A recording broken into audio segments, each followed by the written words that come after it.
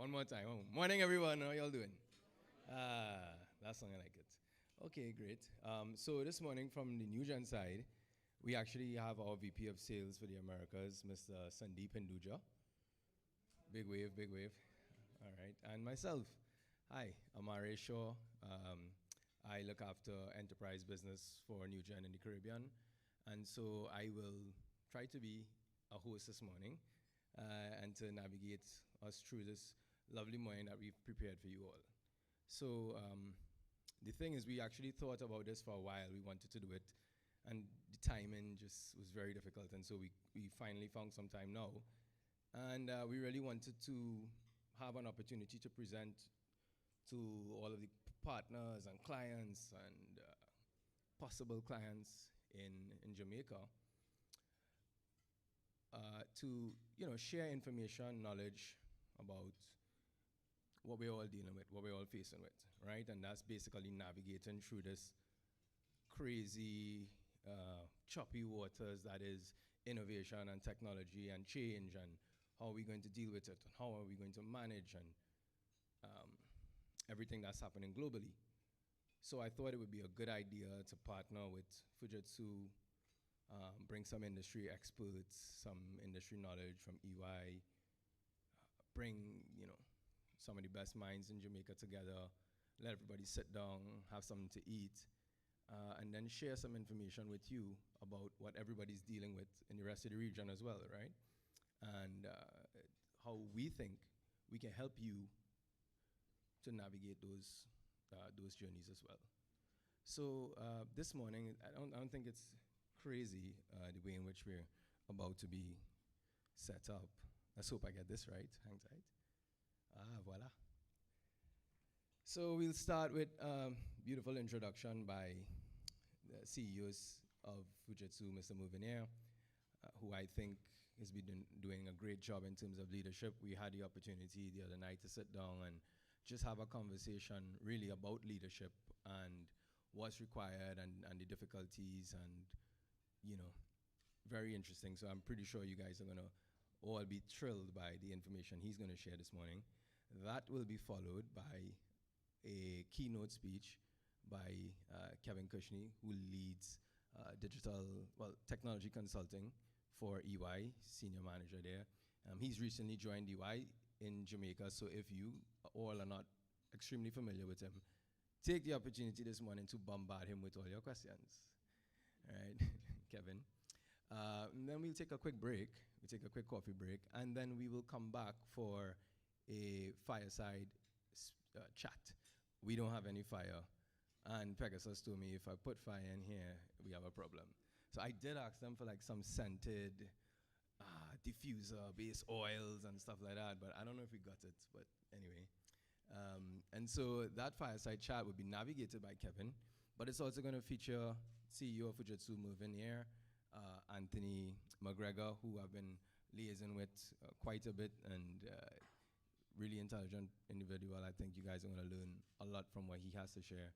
And as well, Mr. Sandeep Hinduja, I learn a lot from every day. All right. Basically, I've been with NewGen just coming up to a year, and I have never in my life learned something every day consistently as much as I have been around this gentleman. So I think it's going to be quite unique, the experience we have for you all this morning. And 30 minutes from me in a closing speech. That is not going to happen. What you will have, however, is Mr. Sandeep Hinduja, who's going to deliver for you some really unique industry, like customer experiences and insight from the New Gen side, and what we've done with some of our partners globally, like Fujitsu, like UI, and how we've helped other customers navigate that difficult journey in the same way. So without any further ado, let me welcome Mouveneer up here. I know you all like that. Moving? Yes, sir. Thank you. Welcome. Good morning. One thing I learned about Amari on Wednesday night was that he knows Jamaica very, very well, mostly at night.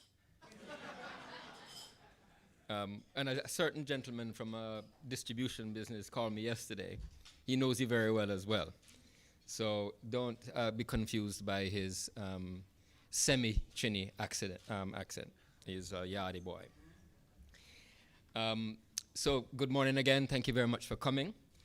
I'm just going to spend a few minutes in setting context for the day. We want today to be about an engagement rather than a series of presentations, so to speak. So you see, the problem with our times is that the future is not what it used to be, which is probably why we're all here today. I used that quotation from, it's a French poet, this fellow named Paul Valéry, from a long time ago, by the way, very clearly very visionary. Back in 2016, when I was introducing the urgency of digital transformation. And the theme at the time was you need to do that. This was at the time when new business models were being created, and there was, it was disrupt or be disrupted. Well, today, the future is different to what it used to be then, and tomorrow it will be different, I'm sure. But I think the difference about where we are today is that we're seeing in the last few years some deeply systemic challenges, and we feel it. I mean, just speaking to a number of you over the last half an hour or so, you can feel it, and Amari represented it quite well in terms of the depth of those challenges. And I think what makes this period differently is those systemic challenges are often very connected. So, war in Ukraine, which is associated to geopolitical conflict, is impacting us here in the Caribbean, here in Jamaica, with fuel prices and other stuff. The pandemic impacting us in many, many ways. But to this day, within our industry, we still have a backlog of technology that we're struggling to supply. Delivery times, the supply channel still hasn't come back what it used to be. Inequality. So these are deep things, and I think the observation I make about our time is that people have changed. Values have shifted. So it's no longer about what we can do. It's about why we exist as organizations. We've seen this shift from being different to a shift to being resilient to a shift of purpose, and our businesses are now significantly challenged to meet that. The era we're in is about sustainability, and the reality we face as businesses is that sustainability is business. And so that is why we're here today. So the question is, what do we need to do and how do we get there?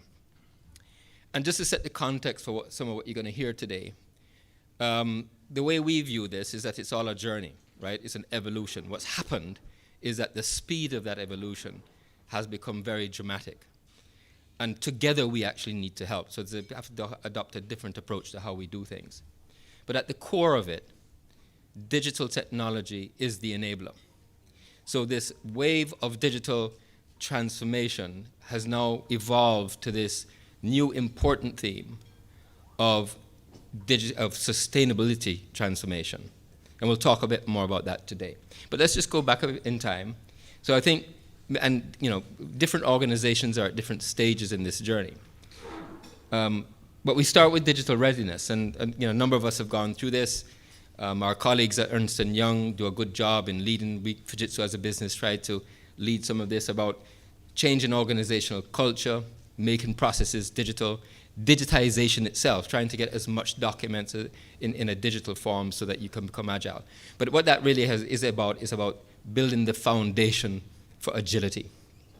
And the reason why digital, by the way, is important to all of this is that digital itself has this whole theme, some common areas around connectivity, connected processes, connected things, that becomes the enabling force. And that, getting that right is fundamental about what we do.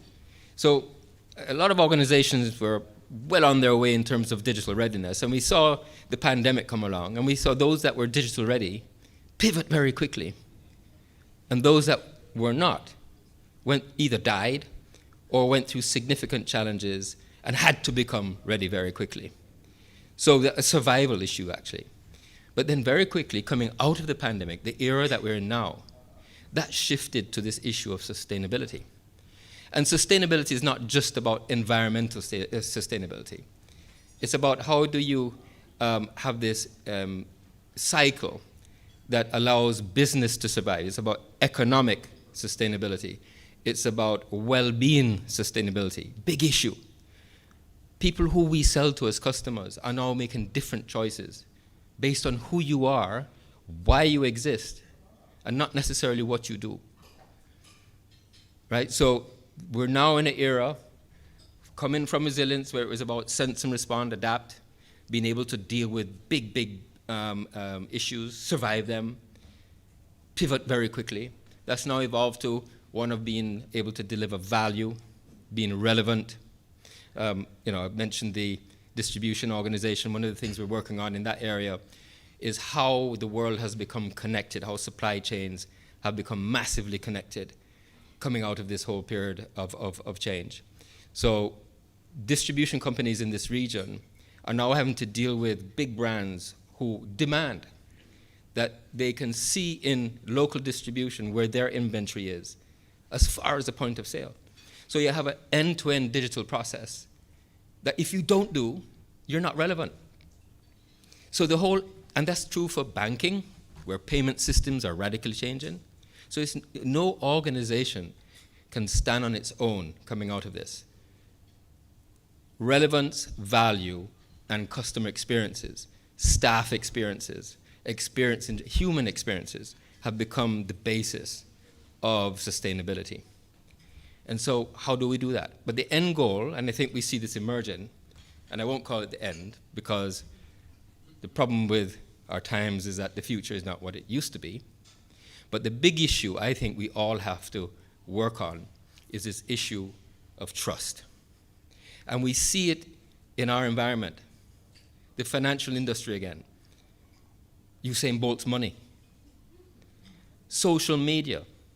AI. What do you believe? Who do you believe? Customers are going to make decisions based on that. I saw poor JPS, they had a power cut for a couple of hours the other day. If you look at the social media, if you look at the instantaneous comments around it, I feel sorry for organizations. Because it goes right to why do, we need another one and all these things. It's vicious. So you can see where people's heads are at. And it comes back to this issue of trust. So colleagues, the reason we're here today is really to talk about how we can collectively go on this journey together. Because this is real, right? Again, some other conversations, this is not just about technology. It's probably more to do with leadership and capabilities and how you change organizational structure and how you lead change. Those are hot subjects I'm sure will come out during our dialogue. So just to share a little bit of perspective, from our work globally, we see that there are really 5 areas of digital-led sustainability that we need to work on together. One is automation and augmentation. That's a big theme, and organizations need to start looking at that with more intensity. And it's not just about business process automation, it's about how you bring intelligence. So the AI evolution that's moving quickly. And some people believe that if for the chat GPT evolution, there's a view that says that's actually reached the end of its cycle. That AI engine has consumed as much data that it can consume, that it's now near an obsolescence. So the speed of these things is incredible, right? How are we going to build that level of intelligence in our processes to be relevant to customers? Because our customers will make decisions based on that. Which leads to experience transformation. What are we doing to do that? And NewGen, our partner NewGen, one of the reasons we've partnered with them is around all of these things, and I'll speak about that in just a moment. Innovation for environment and society. We all need to have, as a part of our strategy, the elements of not just business success, financial success. It's about human well-being, staff, customers, suppliers, and it's about the environment. Are we damaging the environment, or are we contributing to its sustainability? Resilience of business and society. And as I mentioned before, trust. How do we build trust as a part of our strategy and our execution. So finally, just to set context for the gurus who are going to follow me, the wise men, the experience, the dialogue that we're going to have. The reason we're here today, frankly, is to fulfill, Fujitsu is here today, is to fulfill our purpose. So Fujitsu changed as a part of its evolution to being a purpose-driven business. And for us, our purpose is to make the world more sustainable by building trust in society through innovation. That is why I am here. I invite you to actually go and, when you have time, look at the Fujitsu Technology and Services vision. That's why Stacy and all of the people that Crystal introduced are here. Our job is to contribute to the sustainability of society. Our job is to help you to do that. That's our purpose, and we want to do that by leveraging technology. So fulfilling that purpose is why we have NewGen as one of our strategic partners, because they bring a very important element to all of the 5 key areas that we spoke about before. And so our approach to doing business, to help to contribute to sustainability with you, is to adopt a co-creative approach.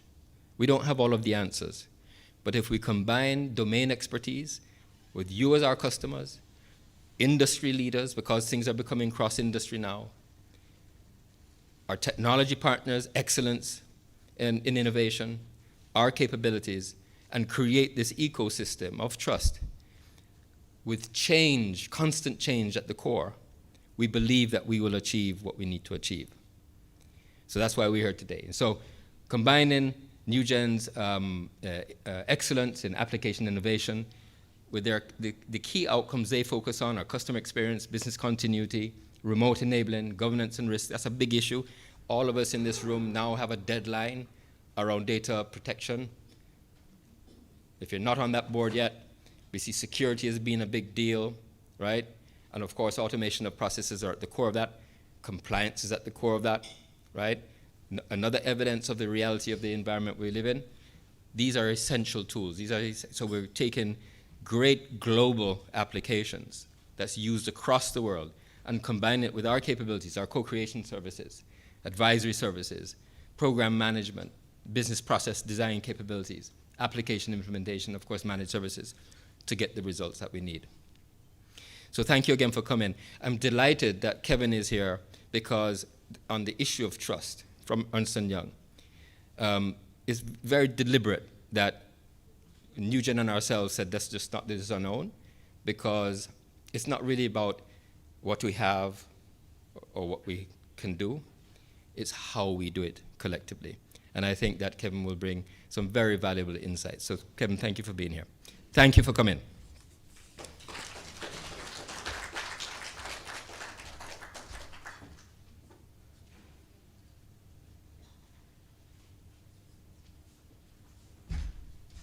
Thank you, Merv, for that wonderful introduction. So yeah, today we're here to talk about the value of building sustainable solutions for digital resilience.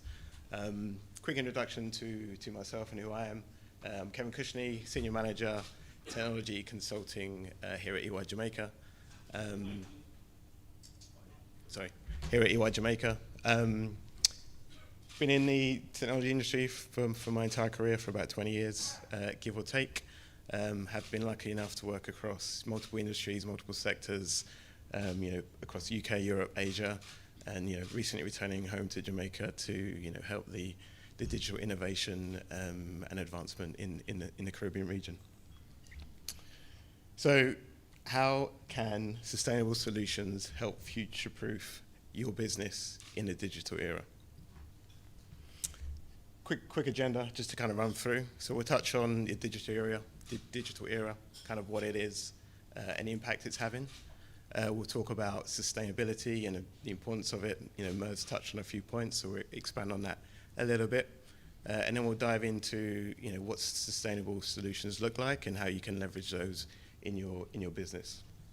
We'll then dive into some kind of real-world feedback in terms of what we're seeing and what we're hearing from clients around their the concerns and their challenges they're having as they kind of undertake this journey, and then give you some some solutions and some things you can actually implement to kind of mitigate and work around those. We'll then finish with a real-world case study So I wanted to kind of really kind of bring this to life in a way that was kind of tangible. So we'll actually talk through an initiative that an organisation has been through, and then hopefully leave you with some kind of key takeaways there. Just notice a point on the bottom there. Kind of Merv mentioned it. Sustainability is business. So yeah, just kind of reiterating that point. It's no longer a nice to have. It is now a full-on business imperative. Thank you, Amari. So the digital era, what is it? Categorized by the shift from the industrial age to the information age. Industrial age, very much moving from hand tools into power tools. Information age, very much about the access and control of information. We're sharing and consuming information at incredible rates these days, and all that is very much kind of underpinned by the pervasive use of technology and digitalization, whether it be mobile phones, smartphones, no longer just used for communication, consuming media, socializing, even payments. They're very much kind of part of our everyday life. Data. We are creating vast amounts of data. It's the new commodity, it's the new gold, as they say.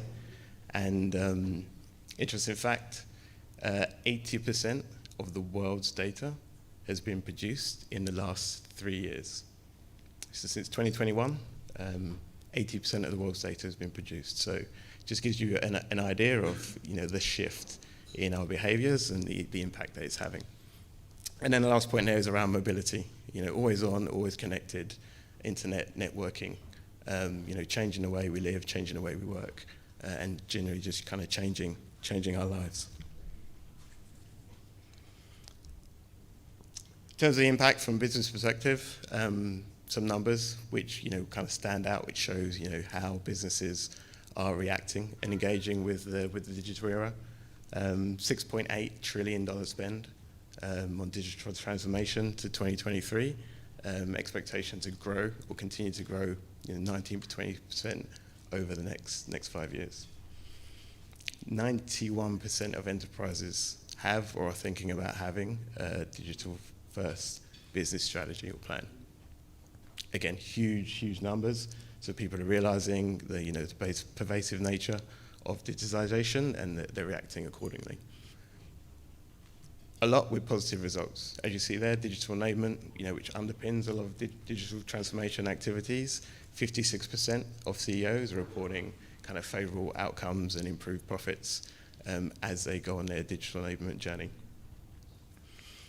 87% of business leaders think that their industry is going to be transformed or disrupted by digital transformation. But only half of those, 44%, think they're ready. And again, aligning to that, success rate for digital transformation, just 30%. So you see some good wins in terms of the 56%, but also some kind of real challenges in terms of being able to success and recognize the value of that investment that's being made. Shifting on to sustainability.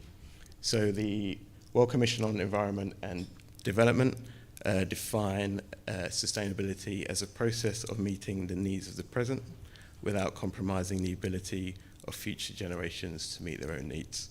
It's all about continuation, being able to do something without negatively impacting those around you and those coming up behind you. How does that look from a business point of view?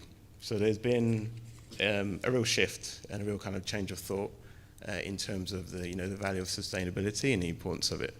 Previously, businesses were solely focused on a single bottom line, which was profit, shareholder value. How much money we're making, how much value can we deliver back to our shareholders?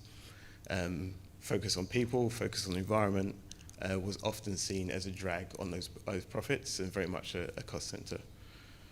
There's a concept these days around the triple bottom line, which indicates that thinking is shifting, and one of the thought process around sustainability models and sustainable business strategies is actually looking at a triple bottom line where you should focus equally on profit, people, and the planet. And what organizations are seeing is that shift and the way the world is going those are no longer seen as costs, they're seen as investments. And spending money in those areas are actually help accelerating the business and improving profits as opposed to eating them. So in terms of a solutions perspective, sustainability, how does that fit when we start to talk about kind of real world solutions? If you think about what sustainability is from a solution perspective, it's the ability to endure and thrive over time, and the ability to react and adapt to changes. Tie that in with digital resilience, the ability to withstand changes and recover from disruptions. You can see that change is very much part of both those statements. Sustainability is about change, making change. Resilience is about working with change and adapting to change. So there's a huge intersection there. In terms of the traits of a sustainable solution, scalable and adaptive technology, we'll definitely kind of get into some of what those look like shortly. Environmentally friendly practices, so making sure that what you're doing, the solution you're using, is environmentally friendly or has that point in view. And then inclusive and ethical design. Again, focusing on people, focusing on making your product, your solution, available to a diverse set of the planet. What are the advantages of sustainable solutions? So, we talked about, previously they've been avoided because they've been a draw on profit. But what are some of the advantages? What are some of the things a business can gain from taking this kind of approach to solutioning? So mitigating risks, improving efficiency, attracting and retaining customers and employees, reducing costs and increasing brand value. All these things, again, tie into creating a more resilient, a more sustainable organization. So the solutions themselves.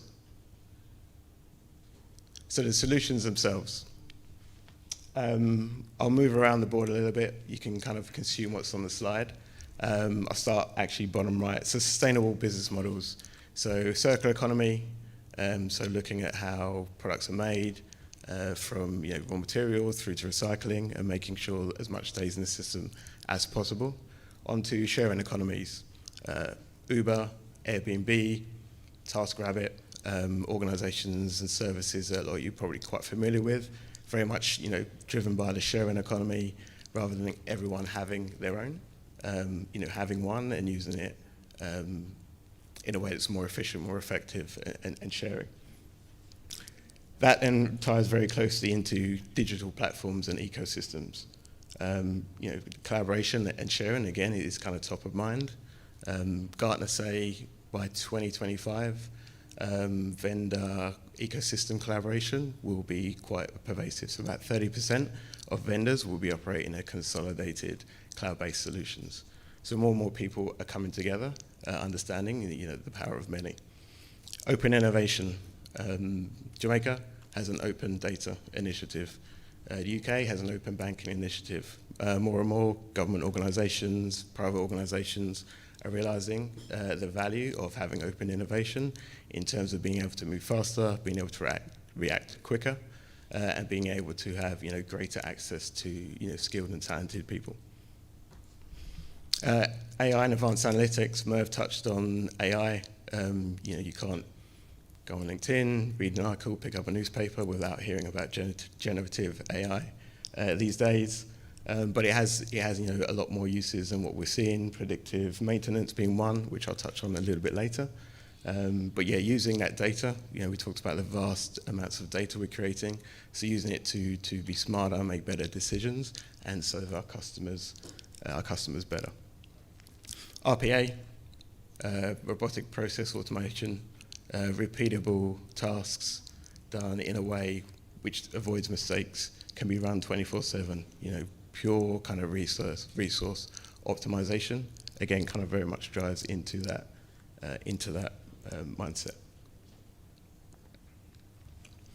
So what we're hearing in the market, again, things are moving fast. Clients are looking at these technologies, wanting to implement them, but they're they're cautious and they are having concerns and they have real challenges. Trust, top left, Merv touched on. Trust is a huge one, both in terms of customers and clients' trust, but also trust and reliability on the technology themselves. Quick show of hands, who arrived here in a car today? Most people, everybody, amazing. Who, keep your hands up, who drove themselves? Great. And now keep your hand up if you would be happy to have taken that ride with a fully autonomous vehicle. Just three of us, and there you go. And that, that speaks to the trust in the reliability. What we hear about is all the accidents, all the bad things that happen.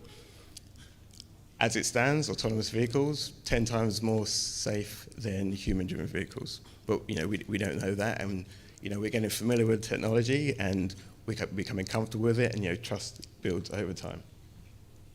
Security, again, another point Merv touched on. People are concerned about security, cyber attacks, data breaches. Even if you survive the initial breach, will you survive the reputational damage that comes with it? It's a real concern for businesses. And that ties into customer expectations. Customers are very well informed. They are increasingly demanding and fickle. Customer loyalty is not what it once was. And to the point of GPS, are really unforgiving. You slip up. Social media is now everyone's lectern, everyone's soapbox. So you're definitely going to hear about it. So there's a lot to consider, and a lot that organisations, CIOs, CTOs are concerned about. From an organisational perspective, resistance to change is a big one. Trying to introduce new processes, new ways of working, new technology is something people resist. People are worried about loss of jobs. There are sometimes cultural barriers, and there's a lack of understanding of why or how this is going to help. How do we address those challenges? So how do we look at those concerns, we look at those challenges, and what can we do to address them? So trust, testing, monitoring, how are we evaluating these solutions, and how are we putting that information out into the public? Transparency is a huge one. Being very open with ourselves, open with our customers, open with our organizations about what we're doing, why we're doing, what the benefits are, is the key way of building trust. Security, robust and more importantly evolving security measures and solutions. Security is never a one and done, especially these days. It's an ever-changing threat landscape, so ensuring that you're constantly reviewing your security posture is key. Customer expectations, again, we have this data, we have this technology, leverage it, use it, understand what your customers are doing, understand what they want, find new and meaningful ways to drive engaging communication. Chatbots, becoming are already a big thing. Again, using that data, using that tech to engage with your customers and meet them where they are. Regulatory compliance, Mo touched on the JDPA, which is coming to enforce later this year. And there's a scramble. People are concerned. People are trying to prepare. A lot of these solutions now, regulatory tech, come with out-of-the-box solutions where you just kind of plug and play and you're good to go. So without too much concern, again, you leveraging kind of RPA and those kind of techs, you can be compliant out of the box. Resistance to change, again, transparency, working with, doing not to. So working with the organization and bringing them along the journey. Having a very strong operating model, a new target operating model, so understanding how the business is going to function in the new world and with the new tech. And supporting change management plans, so bringing everyone on and understanding what needs to change and when.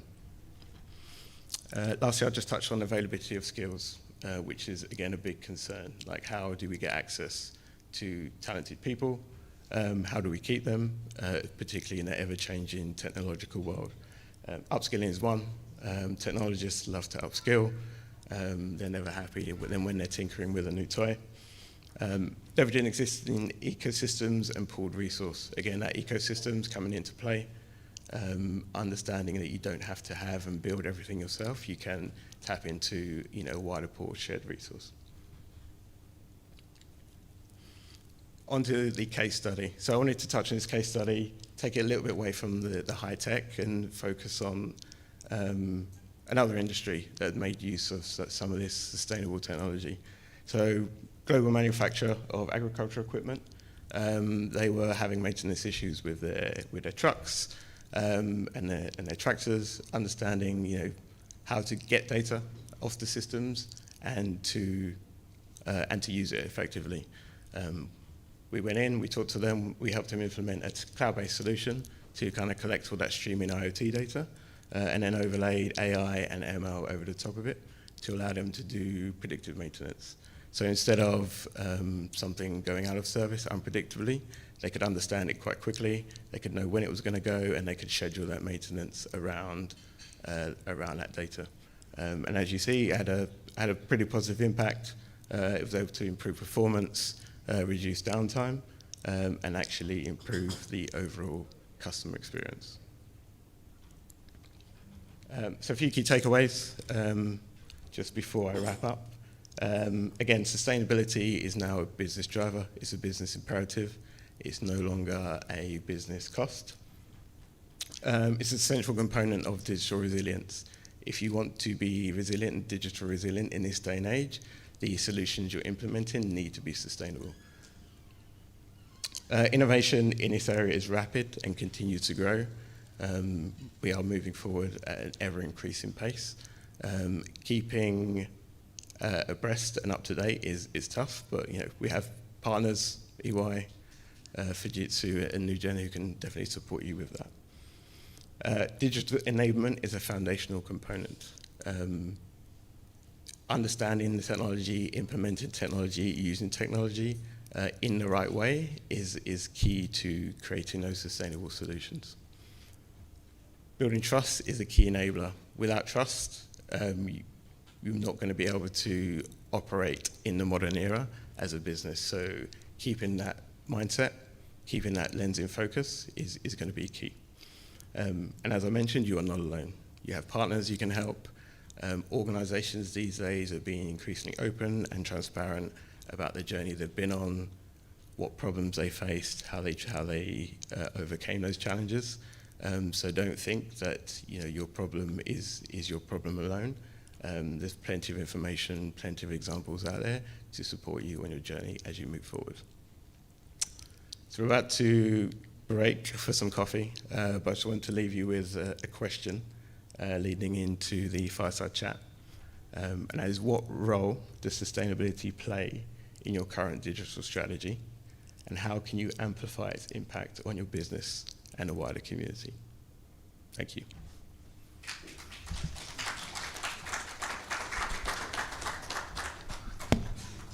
Thanks, Kevin. I'll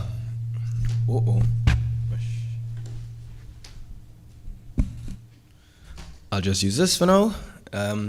So we are going to take a quick break, I think maybe like 15-minute break for some coffee and fruits, snacks type of thing.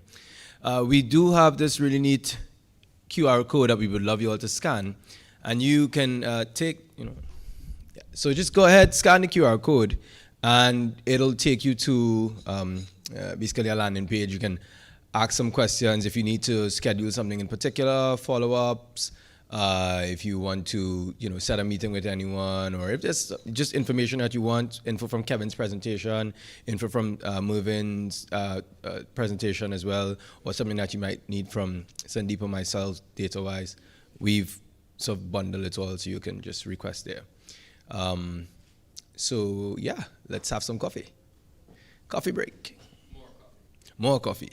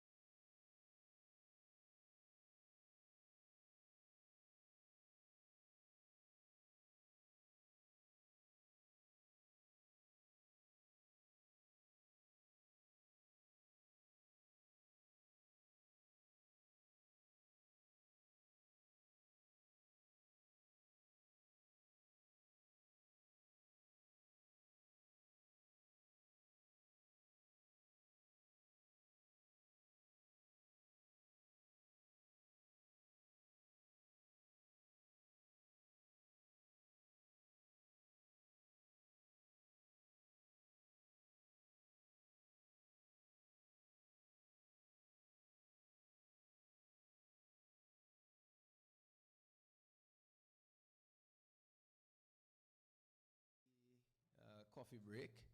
But we're going to proceed into introducing the Fireside Chat team, the panel that will be navigating us through some of these conversations that we're about to have. We would like this conversation, or this part of the segment, to be a little bit more interactive. So feel free, ask questions. There is going to be a separate question segment for you all just at the back end of this.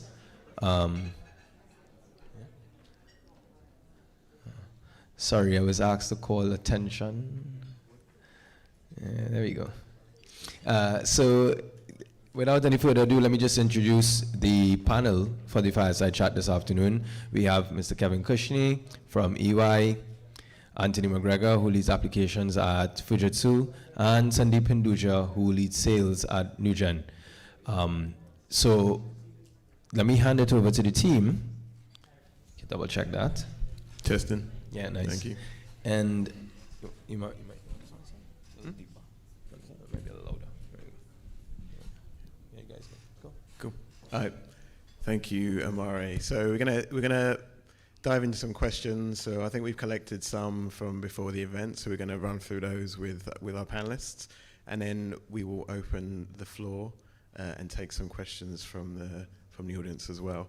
So to kick us off, Anthony, Sandeep, the topic of my keynote: how can sustainable solutions help future-proof your business in the digital era? What are your thoughts on this?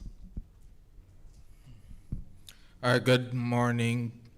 Good morning, everyone. All right, so to be able to satisfy sustainability, I believe the first thing that we need to do is put things in place for today and create systems to preserve it for tomorrow, right? We live in an era where a lot of our customers, internal, external customers, they look for instant gratification, right? And it is very easy for us to lose track of our customer needs if we just focus on the now and not prepare for tomorrow. So to answer your question, how can sustainable solutions help future-proof our business? One, when we are planning for today, we must also make sure that whatever we put together preserves what is required for tomorrow. Additionally, I believe that we must truly evaluate the capabilities that our solutions have. What's important, what's the business data like, what's the business strategy like, what's the technology we use, what's the processes that we engage, how do we govern the way in which we operate. So it's important that we actually evaluate these capabilities and of course implement solutions. Implement solutions without losing sight of what makes us competitive and what makes us relevant. Because it's one thing to say, yes, we are sustaining, yes, we are putting things in place to do X, Y, and Z. But if you lose sight of what makes you relevant and what makes you competitive, then what's the point of trying to be sustainable? Yeah? So that's how I'll answer that question. Well, from my perspective, really, and please feel free to kind of also speak up. We're not trying to preach to you, we're sharing experiences with you. So we'd also love to learn from you. And there are folks from different industries here, so allow me to back up a little bit, because many times I've heard this question in our discussions. What is digital? You all keep saying digital, what is it? We do have a website, right? What is it? We do have an app. We can go in and do transactions. So are we digital? From our point of view, as we work with our partners like EY and Fujitsu that deliver the products we make, that design thinking has to go into the products we use to enable these journeys, right? And from our point of view, you can think of the future starting now in all the investments you make. So to that question of what is digital, how do you make it resilient, and how do you do this while staying sustainable?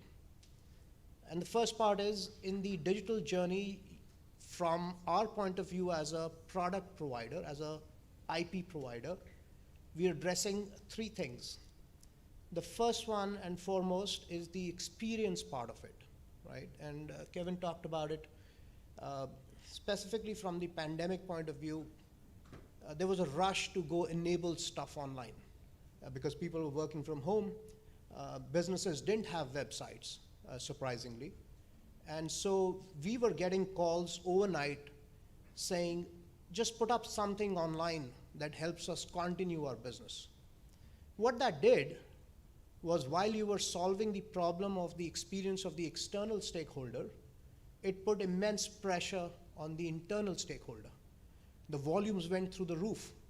People who were running those internal operations suddenly didn't know how to deal with those volumes because you were not automating the internal processes to deal with that volume surge coming in externally.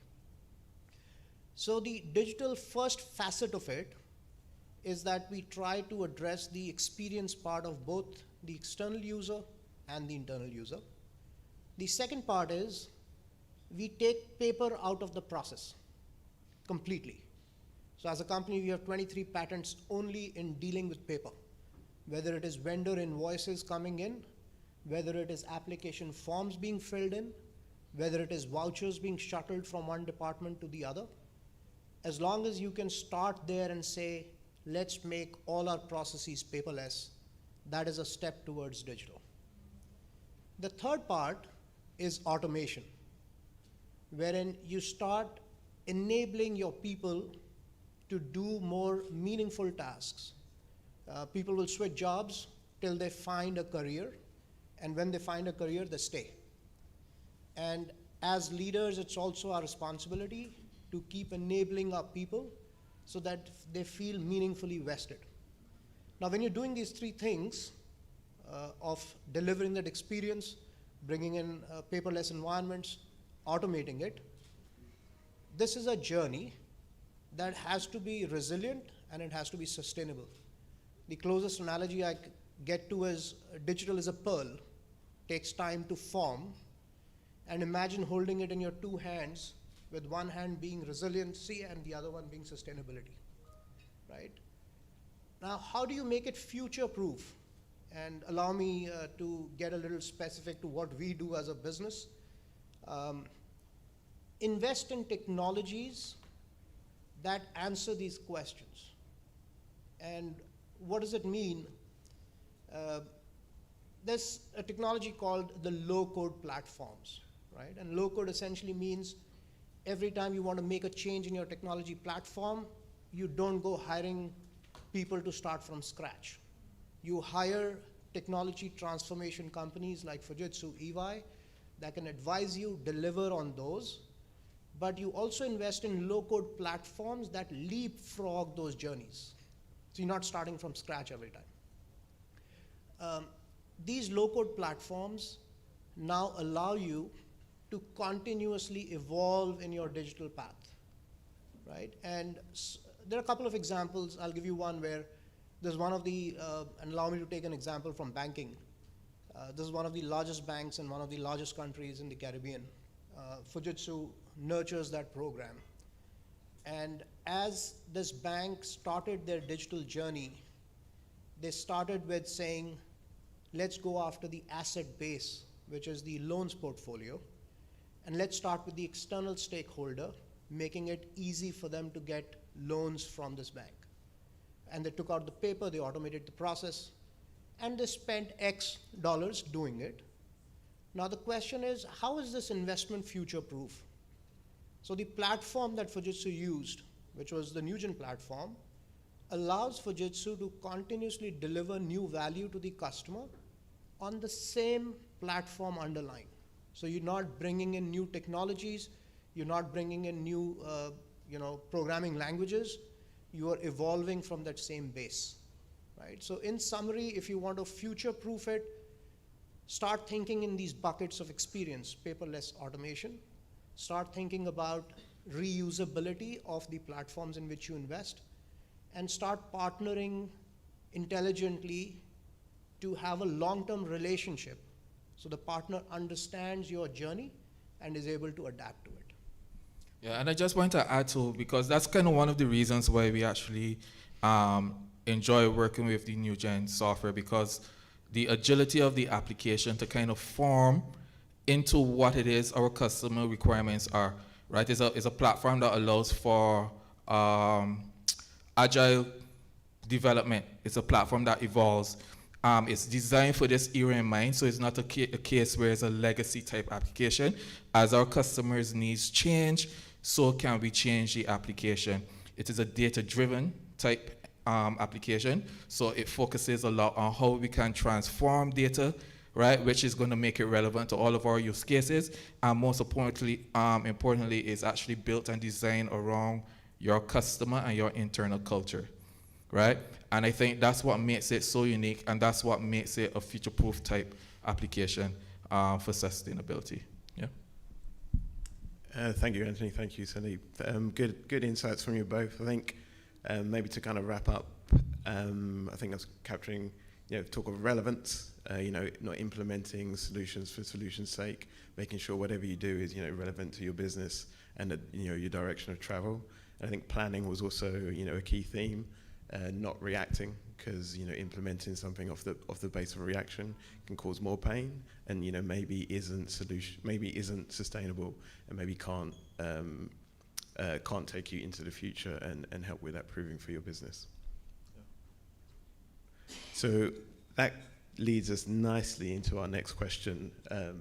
So show of hands. So thinking about your own organization and the goal of sustainability, is there a roadmap in place to leverage digital technology in your organization for achieving the goal of sustainability? So quick show of hands, please. No one? One. So team, thinking about that question, obviously planning being a key topic, what can organizations do? How can they start to implement these things as they start to plan for the future? Yeah. So, like I mentioned, right, it's a journey. And that journey has a past and it will have a future. The future has to be aligned with your business strategy. Having a roadmap requires deep thinking. And I'll share with you how we design our roadmap as a product company. And the challenge we have is not only has the product to have its own roadmap, this roadmap has to also align with our customer's roadmap. And in the subsequent session, I'll give you some examples of how we design roadmaps. But the way we build roadmaps is to look at inputs from 4 or 5 sources. The first one is always, beg your pardon, the voice of the customer. So what is our customer saying? When we meet our leaders in banks and agricultural companies and manufacturing companies, these leaders always are listening to their customers, and when they talk to us, that becomes a first credible source of input that decides what our products will look like going into the next 6, 8, 12 months, right? We used to think about 3 and 5 years, but given how fast things are changing, if you can have a robust roadmap for the next 12 months, that itself will keep your hands full in terms of execution. The second input is we look at obviously what competition is doing. Many times you don't need to reinvent the wheel. Just look at your faster moving competitors and you'll get a lot of cues there in terms of what's going on. We look at analysts and the big 5 firms. EY does a lot of consulting for us in designing our roadmap. I'll give you some examples in a little bit. We invest a lot in the analysts. These analysts come and do strategy consulting for us.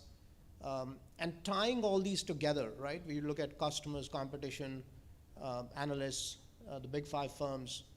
Under this, we have a formal product management team.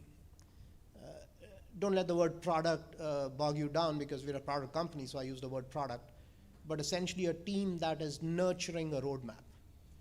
And this team is consolidating inputs from these channels and saying, what is the priority of it?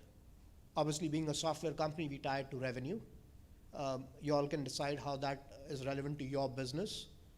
And then saying, we will go digital while staying resilient, making all this sustainable in these steps.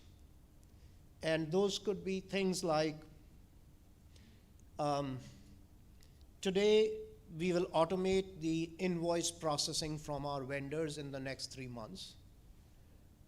3 months after that, we will build in automated alerts where every stakeholder will know when the invoice is coming in, when it's getting paid, what are the exceptions to it, etc. And 3 months thereafter, we will embed artificial intelligence on it, wherein the moment an invoice is uploaded, there is an estimated payout date, right? So that is where now you're bringing in some intelligence into the whole process, and then the process flow is orchestrated based on that prediction, right? So that's a roadmap as far as your vendor invoice processing is concerned. An example from banking would be, today 80% of our calls coming into the call center are asking about loan information on when my next installment is due. I forgot the date, can you tell me? You automate that through a chatbot, wherein instead of waiting in line for a call to be picked up, you go online, it asks you a few questions, it tells you this is your next installment due.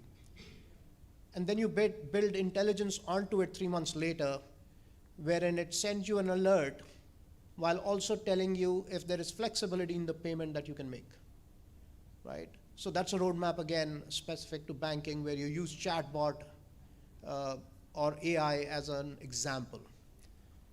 From our point of view, you should absolutely have a roadmap because these are investments you're making in your digital future, and having a roadmap will help you stay on course.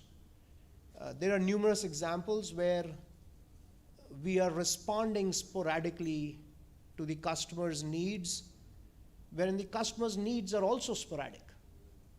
There's an incident that has happened. A regulatory report had to be submitted but could not be submitted.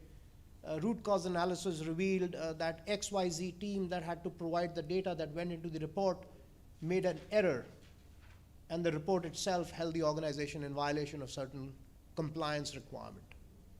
Now that's a sporadic reaction, and the answer is still digital. It's about information consolidation. I'll talk about a platform we've co-innovated with EY that helps you automate this whole process.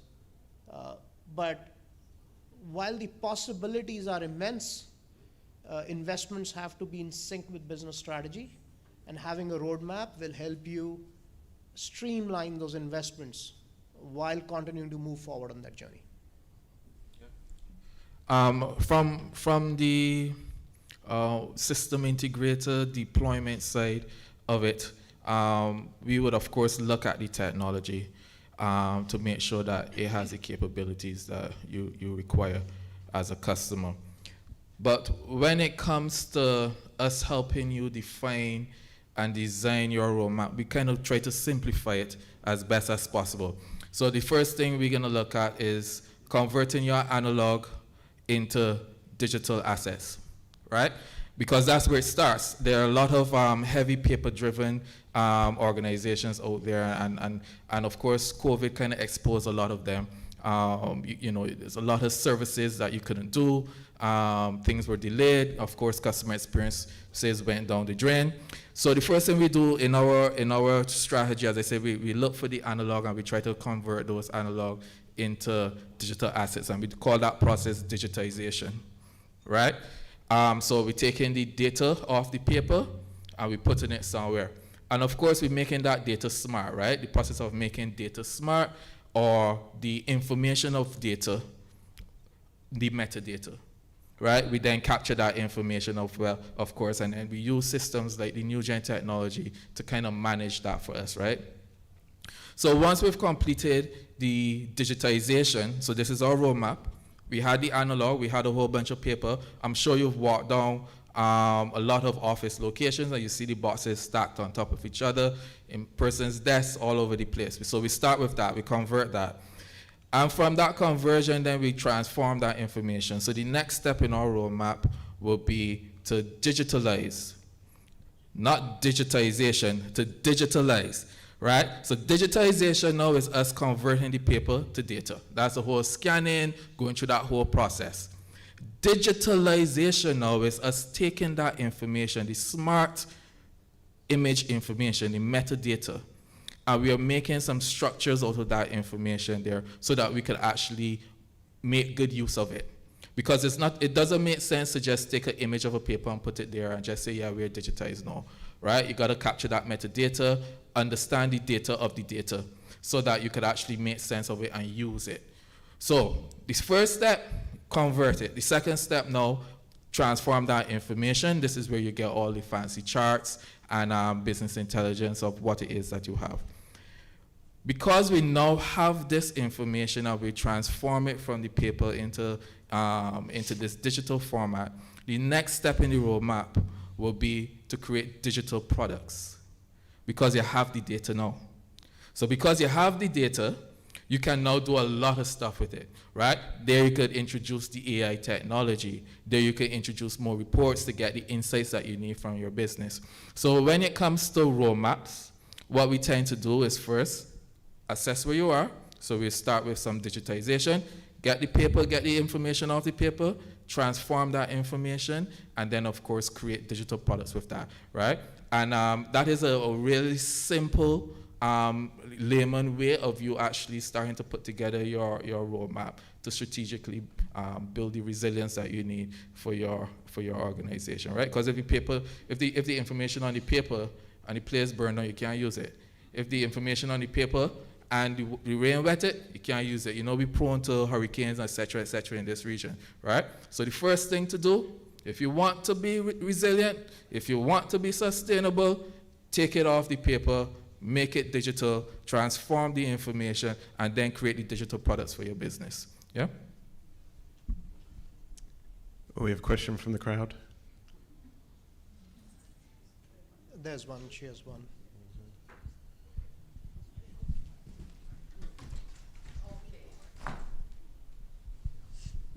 Thank you. Good morning. Claudia Thomas from the Jamaica Archives and Records Department. You left me high and dry there. You said, please, convert to digital. And then I agreed, digitalization. And then we are able to create the products. But I do have a challenge.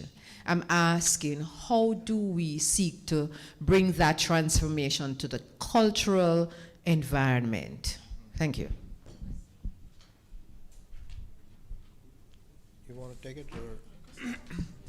or? Very important question, right? And I think I was going to touch on it, but let me do it now. I was going to do it as part of some presentation that I had as well. The journey to digital is a cultural change.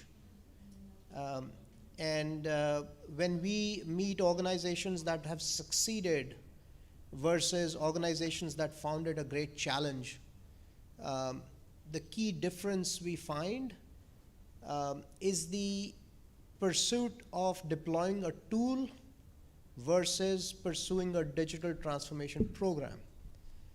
And the key difference there is making investments in change management programs, making investments in adoption control.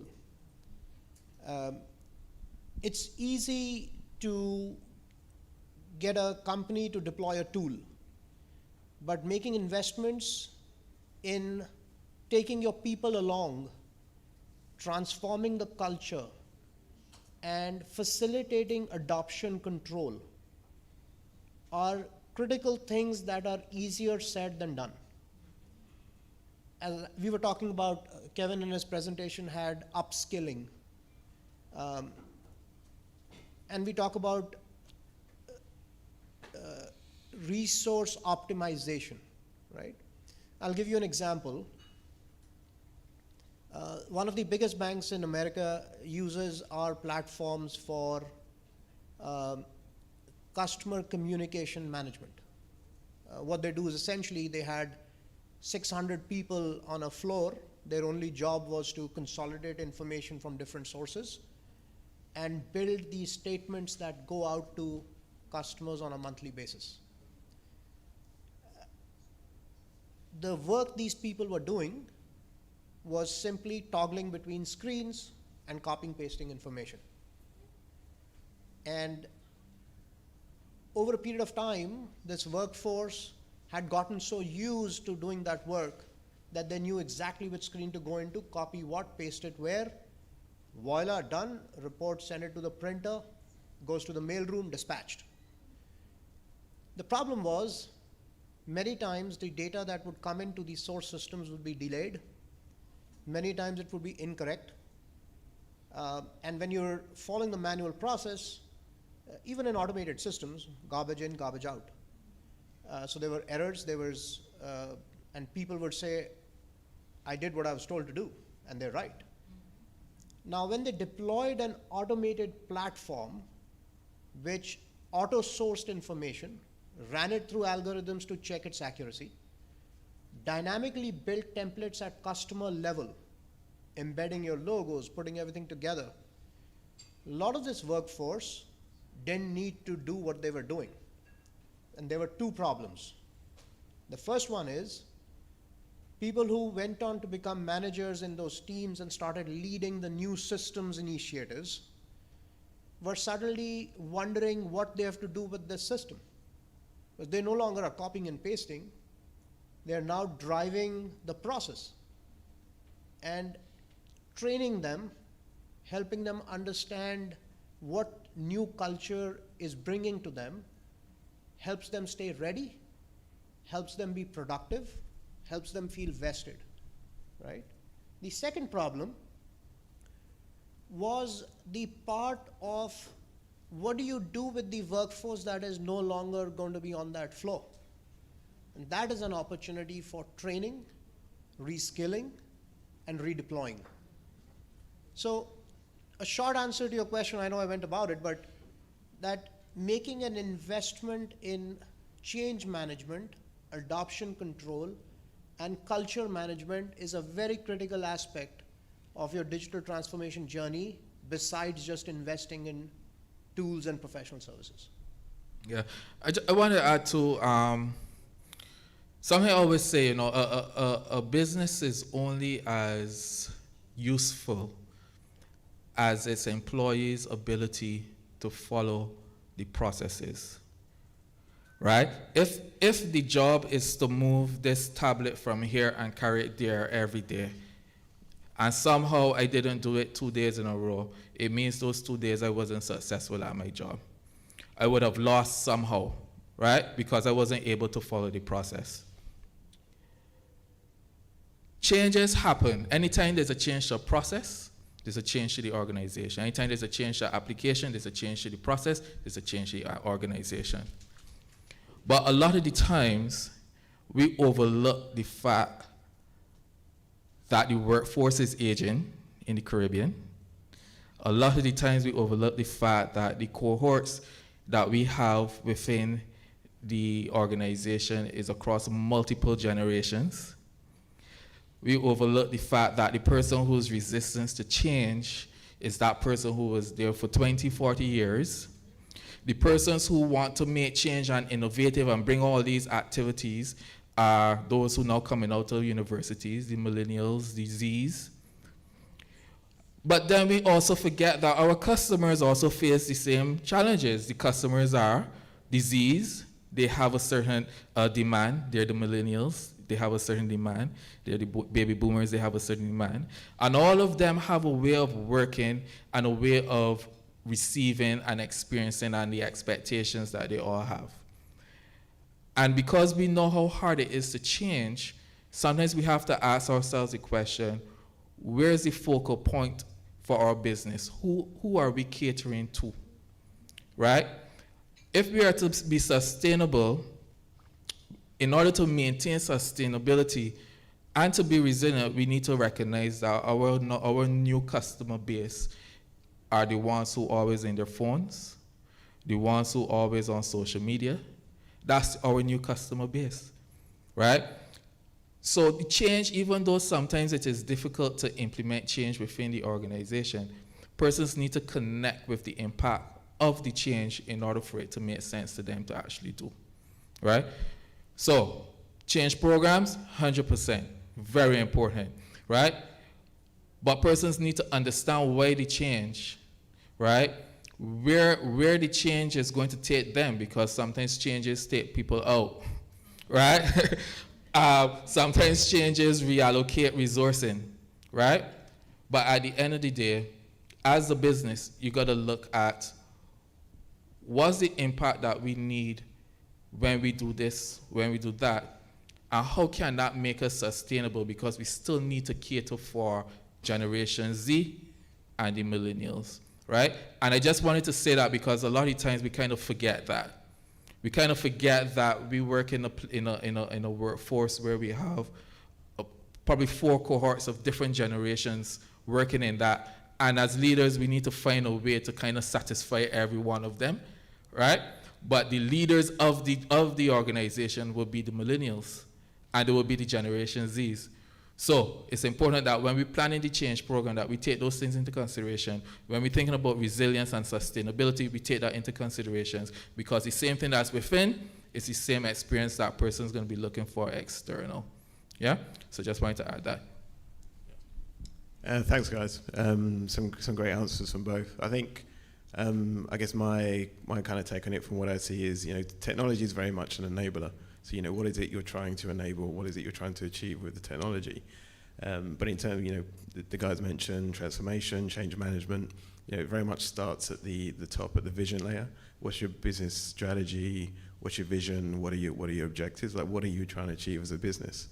Moving down to the functional layer, people, process, operations. What processes do we need? What operations do we need? Or what do we need to enable our people with in order to achieve and recognize those objectives? And then finally, you come to technology. What technologies do we need? What solutions can we buy, implement, build?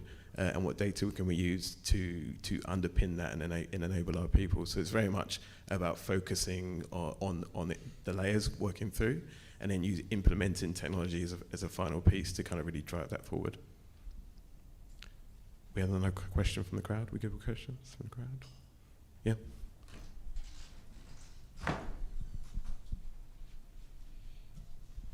Yeah, thank you. Not so much a question, but just from my understanding, when we talk about sustainable solutions, from what I heard you said, there are probably 4 themes I keep hearing: automation, paperless, digitalization, platform or resource reuse or repurpose.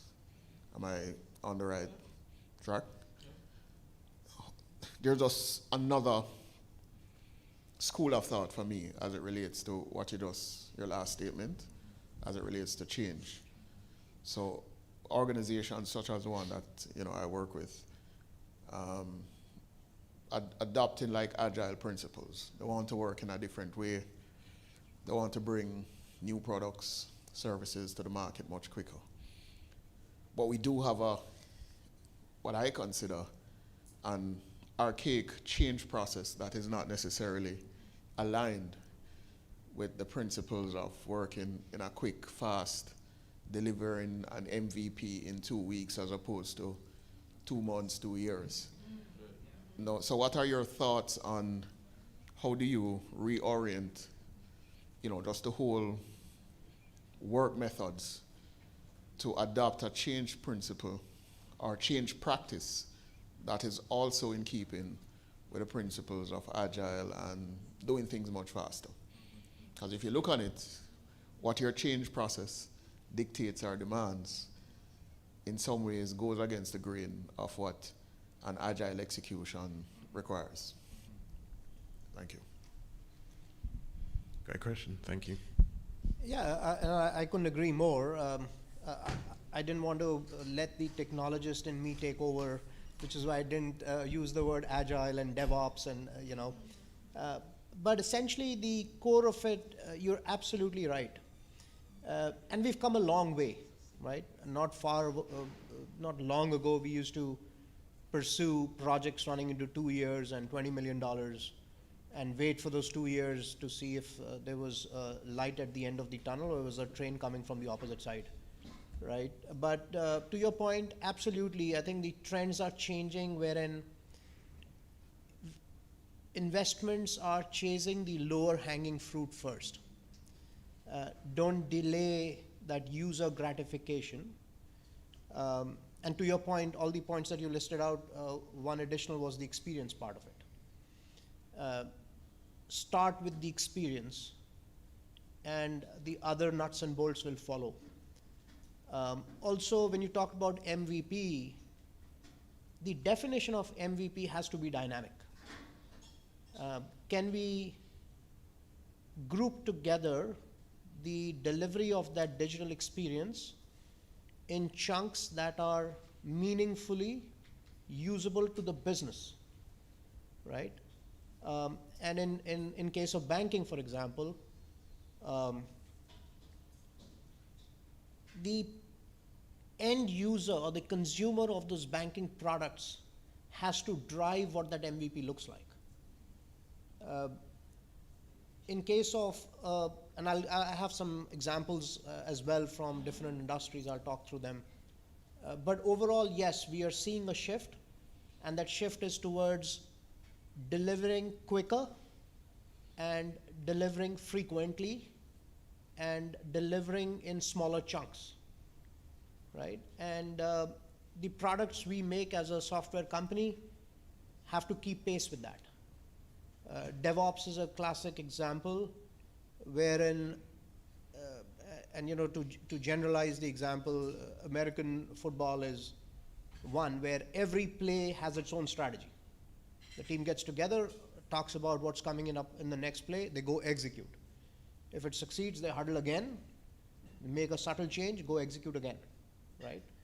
It's, and it's no longer that test cricket philosophy wherein you're playing for a week before the next team comes in, right? Choosing technologies and partners that can help you meaningfully create these chunks that deliver that experience quickly, I think is also important, right? So when you get pitched at by approaches that tell you, we'll build the Taj Mahal in 12 months versus an approach that tells you we'll deliver quicker results, I'm seeing the trend going towards the latter. And I think rightfully so. Did I answer your question? Yeah. Okay. Maybe I missed something that is for you. No, I think you did pretty okay. Oh, Marvin. Yeah, come on. You want to sit right here? No. Oh, okay. Yeah, I just really important conversation, but I think we need to really get to the core of some of the challenges that we face here, because the question you still ask is, well, how we need to introduce change as a part of it, but I guess part of the frustration is, well, how do we do that? To me, this is a leadership issue, right? The crisis I believe we have in this region is that there is a gap between expectations, but there's a gap between strategy and execution, which is where the how comes in. And everything that we've been talking about actually comes at a price. We are trying to change our organizations without investing in what it takes. We're trying to do that with business as usual people, by doing things business as usual, everything, and thinking that we're actually going to change. So the fact is, we have to have an intervention. Collectively, we need an intervention at government level, at enterprise level. I cannot tell you, in fact, we were talking to Kevin earlier about how much of my personal time at the moment is spent on oversight of project execution because of the low maturity of leadership on digital adoption. Change management actually is now becoming obsolete because there's a recognition that change management with ProSci and all those things, 80% of the efforts actually delivering 20% outcome. What we've realized that what's actually required is change leadership. That there needs to be, and so CEOs, CFOs now need to get involved in leading change. You cannot delegate it. So I'm saying these things that there are some basic stuff we need to do as a team. We need to like have a revolution, you know, when people stand up on the street and start protest. We have that influence, right? We need to start changing procurement when we send out an RFP, shift the focus so that the right emphasis on stuff. We need to make this a business issue and not a technology issue, right? We have that influence. We can't just sit back, and I know we have a mix of leadership here. We cannot afford to sit back. I'm telling you that organizations like Ernst & Young, Fujitsu, and NewGen are prepared to invest in this in country, in enterprise, because it's about our survivability as well. So that's what I mean about an ecosystem. So I think the dialogue needs to continue. We've identified the needs, but we have to simplify that to what is the form of intervention that's necessary. Talking to Damien earlier, Damien Cox, the big issue is culture. So how do we create awareness amongst the leadership? That is where we should be focusing our attention. And I know we can do it. So I think an outcome of this event could possibly be us getting together to try and skin that cat. Because the biggest crisis we have at the moment is that middle piece about how we execute, and in the middle of that is leadership. To your point about agile, you cannot execute agile unless leadership understands what on earth it is. That's the starting point, right? So we have to make sure that that's a part of it. It's not going to go away, guys. Create the ecosystems of support to make it happen. So that's my little input to it. I just wanted to carry it to the next step. I'll leave it at that. How are we doing for time? We good? A few more questions? Okay. So I think we probably covered this one in some of the conversation. Yeah. Let me answer. One- Which one is that? Okay, I think we're good with that. Okay. Yeah. Okay. So what are the top key learnings from companies trying to achieve digital resilience? So, you work with a lot of companies, what are you hearing? What are the kind of key takeaways, key learnings? I actually want to piggyback this question off of the previous conversation that we were having, right? Because to Mervin's point, leadership is so important. Sometimes we just jump straight into the technology, right? And the solving the problem doesn't start with the technology. It doesn't start with data, right? Are you guys familiar with a guy by the name of Bernard Marr? Anybody knows that name, Bernard Marr? No? All right, when you get a chance, Google it, right? So he came up with a term called SMART, right? You guys know what SMART means? What SMART means?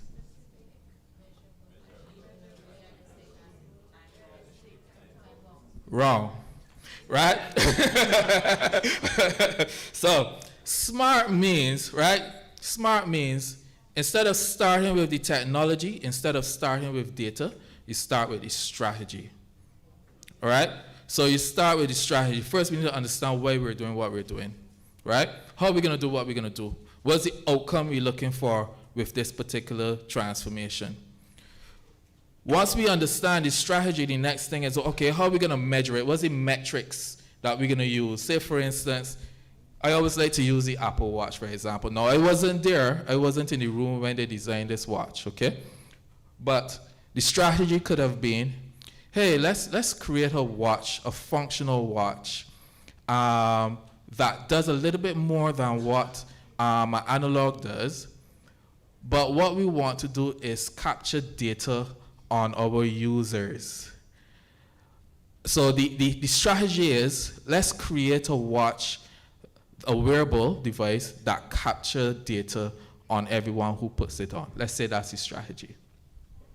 So then let's sit down and the next step is, okay, how are we going to get this information? What's the metrics we're going to use? Okay, well, we're going to use the location. So we're going to track location. We're going to do this algorithm to calculate movements. And X amount of movement equal a step, right? We're going to put some sensors on it to capture the pulse so we can see how their heartbeat, their heart rate going, right? I wasn't in the room. I just dreaming. That's how the conversation went, right? So some smart person got up there and said, all right, so cool. So this is the metrics we're going to capture. So at the end of the day, we want to get more data on our users, data that the average health facility wouldn't get. And we want to capture all this information. So they came up with the metrics. So the movements that will determine if you make a footstep or not, your heart rate, etc., etc. All right, so that's the M. The A now is analyze. How are they going to analyze that information now? Right? So, you do your walking. Okay, Anthony, you did 500 steps today, 1,000 steps today. Right? Cool. You did your I don't know, you went to sleep. You say, oh, Anthony slept today for 8 hours. Right? What else I said you were supposed to do? Whatever else he watches to, right? We know what he watches to. So they're analyzing all this information now, and it's starting to create a profile about your habits, right? So now we analyze. Then it gives us these things called rings, the reports. So then they put the rings on the watch face and say, okay, you've done 7,000 steps today, right? Your heart rate went to 100 X beats per minute today, all right? So we report on it. And then, of course, this is the underlying technology that we're using to do it, right? Smart. And then, of course, with this information, how am I going to now transform my life? So I'm realizing, okay, I'm not sleeping enough. I'm not walking enough.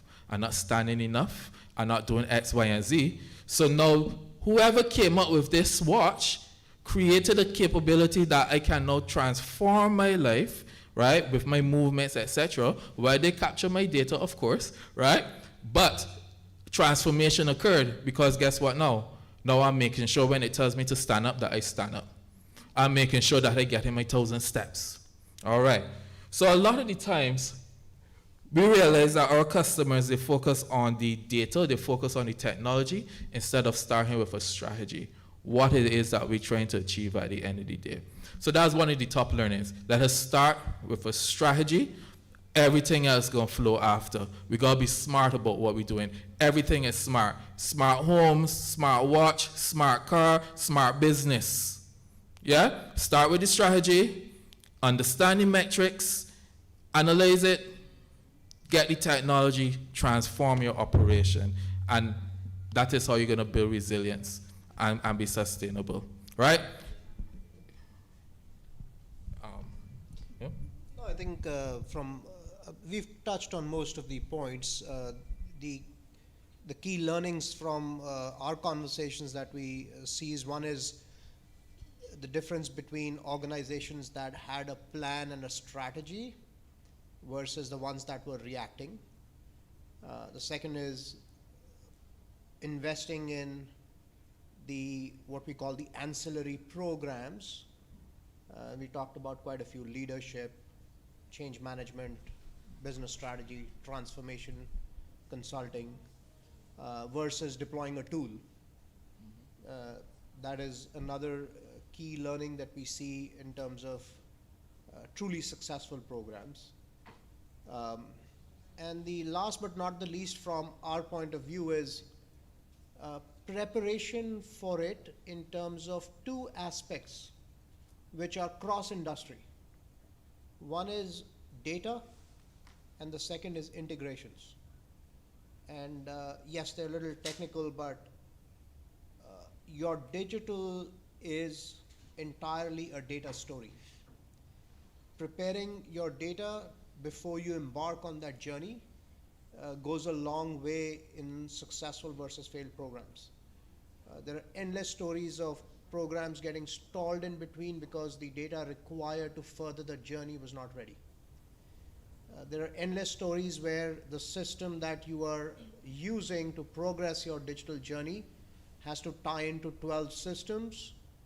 We realize in the midst of the program, 6 of them cannot be tied in for whatever reason. So those integrations and data at the level of technology is the last piece that I think we take away as a company. Cool, and then I guess just for me, I think strategy, which we both the guys have touched on, is key. And we talked earlier about roadmaps. You know, understanding that this is not a one and done. You can't big bang this. It's a journey. It's an iterative process. You start, you learn, you integrate that information, and you continue to move. That's also something, you know, we've seen kind of come out very strongly from our clients in terms of, you know, trying to achieve this digital resilience, understanding that, you know, they need to continuously learn and evolve as their business does and as the technology does as well. How are we doing for time? Good, one more, two more? Almost there. So a couple more questions, and then we're going to dive into an interesting demo from Sandeep. So how can automation contribute to a seamless omni-channel customer experience? Obviously, we talked about customer experience. We talked about the expectations of a customer. So how can automation support and contribute to this? You can go first. At the end of the day, what I will say is that our customers want a end-to-end experience that allows them the satisfaction of achieving anything that they would have done if they were physically there and was spending the day with you, right? But unfortunately, our customers don't have the time for that. We don't have the time for that. So what automation does, and of course using the multiple channels of connecting with you, is enable that faster turnaround in whatever business process it is that we're trying to apply. And that also applies to internal as well. Sometimes we focus a lot on what the end customer wants, and we fix that, and then we forget all the needs from the internal customer. So we build systems that are set to just capture information from the end customer and forget all the requirements that we need internally to actually deliver on it, right? So when we look at automation, we got to look at it holistically. And of course, the multiple ways of connecting. We know our customers, as I said, all the generations. It's every generation right now, -1 alive. Right? So we need to cater for all of them. The ones who want to walk in, the ones who want to write on a piece of paper, the ones who want to put it on a mobile device, the ones who want to call, right? We need to cater for them, right? And of course, we phase these things out. It will naturally phase out, you know, because it's an aging population, right? As dark as that song it's going to naturally phase out, right? And of course, being sustainable and resilient means that we cater for all of those things. And of course, having those multiple channels and automating the way in which they work, of course, kind of brings that benefit to the organizations. Yeah? Yeah. Yeah. And I think how can automation help? Automation can help in multiple ways, and the the low-hanging fruit, if you may, is minimize data entry.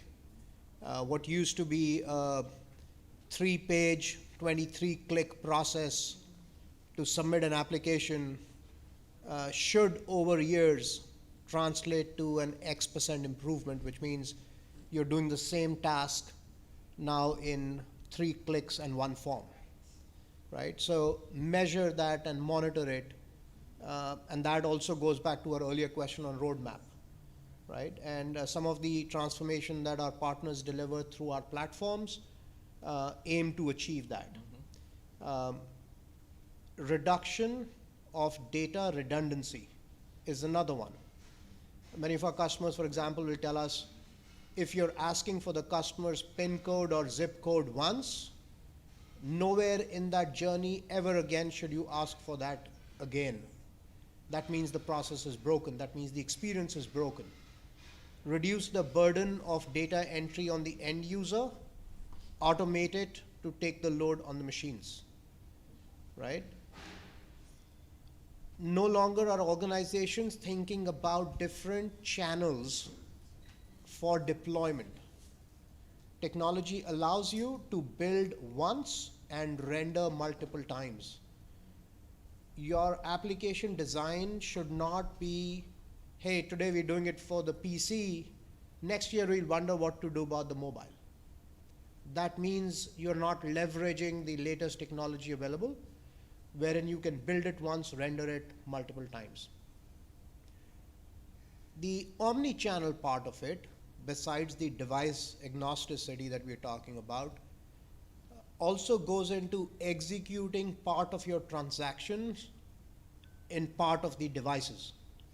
I should be able to start an application, for example, while waiting to pick up my child from soccer practice, stop it midway, pick it up in the night before I go to bed, walk into the branch in the morning and complete it.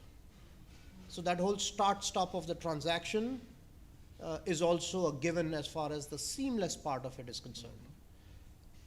So automation can help you achieve all of these things. Leverage on available data.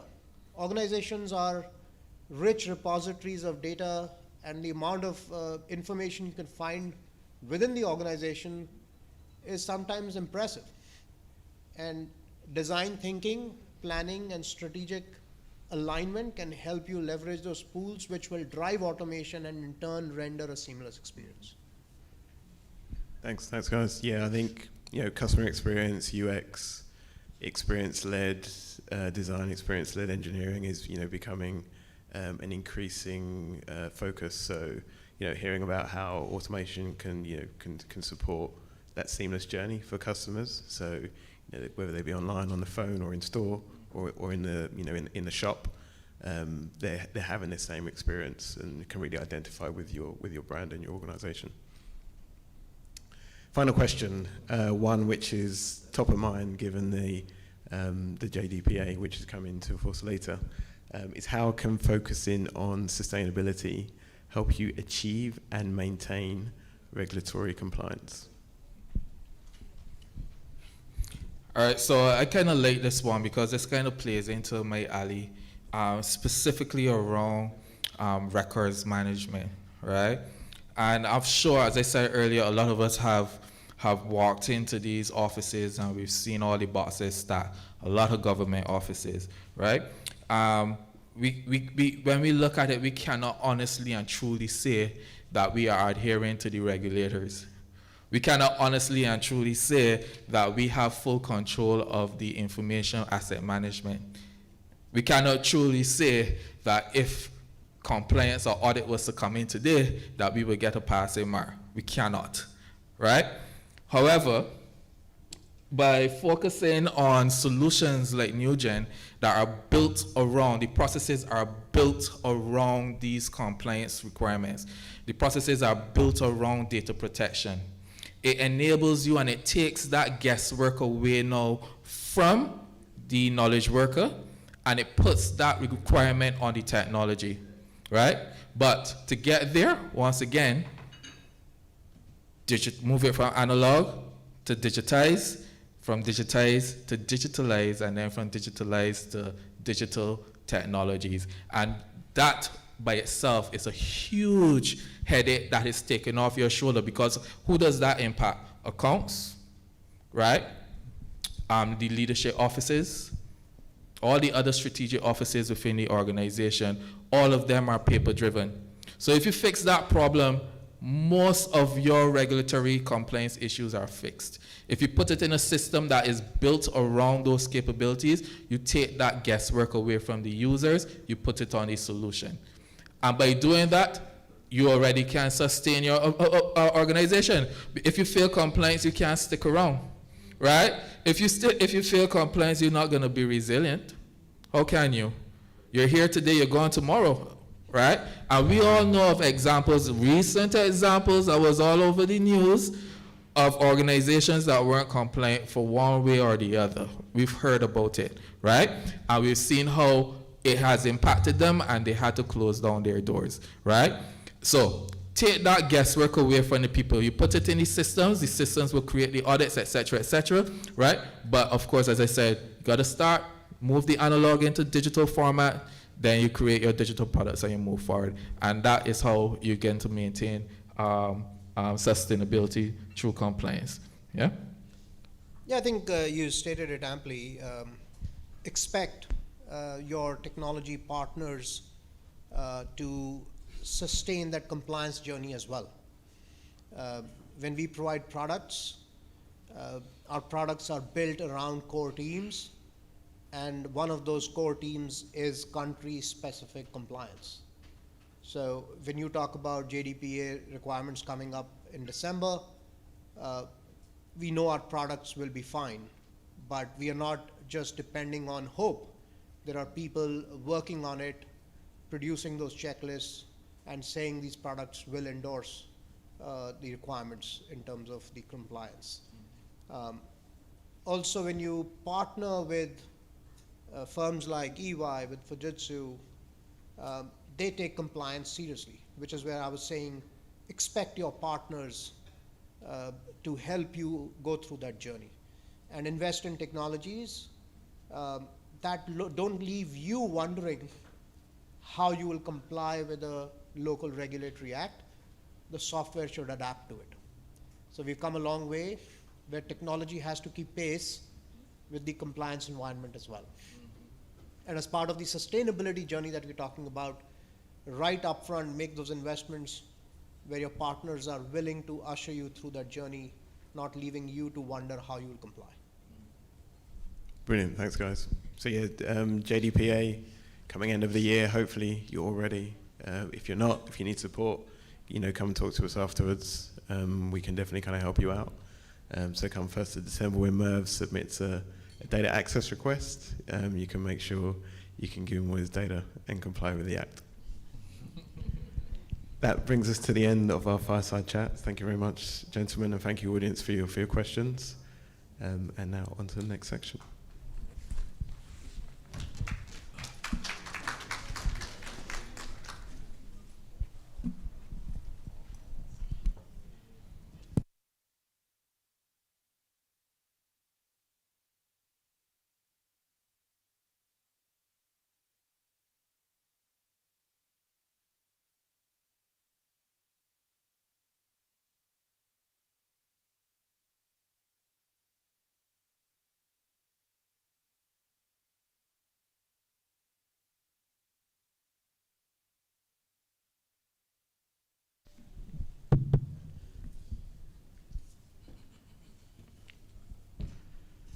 This last piece of the session is to bring home all the discussions, right? As a product provider, we see ourselves as the true enablers of that journey, right? This is where rubber meets the road. Our partners, Fujitsu, help you build that roadmap. They help you walk that journey, and we help provide that leapfrog, if you may, so that you're not organically pursuing every goal that you set out to achieve. A lot of investment goes into building these products, and I'll talk through some of those examples. Don't worry, I'm not going to go deep into the sales pitch, but please pull me back if I do. And let's get started very quickly. So, we've talked a lot about this, right? And what you're eventually chasing is market leadership in your own businesses. And we touched on all of these things. One is you start with at least becoming reliable in terms of your technology footprint. You bring in agility. We talked about MVPs. We talked about agile approaches. And then you bring in scalability. Scalability means all of our products today are cloud native. Do they have to be deployed on the cloud? Not necessarily. But the architecture of being cloud native means you build in elasticity in the solution. So if you're going into newer geographies or you're investing in opening up new user departments, for example, the solution should auto scale and you shouldn't have to pursue a new project to run it.